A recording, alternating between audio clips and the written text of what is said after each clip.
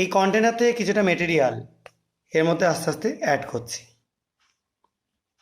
দেখো কি কালার তৈরি হচ্ছে দেখতে পাচ্ছ, রেড কালারেশন তৈরি হচ্ছে। সবার নিশ্চয়ই এই কালারটা নিয়ে কারো কোনো অসুবিধা নেই। তো আমরা একটা গ্লাস রড দিয়ে এটাকে আস্তে আস্তে মিশিয়ে দিচ্ছি। দেখো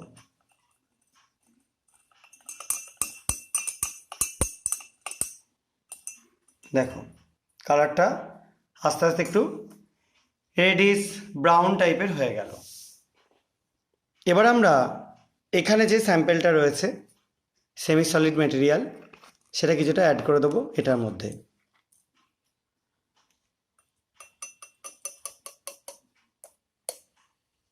দেখো দেখতে পাচ্ছ একটা বাবলস উঠছে, বেশ খানিকটা বাবলস ক্রিয়েট হচ্ছে।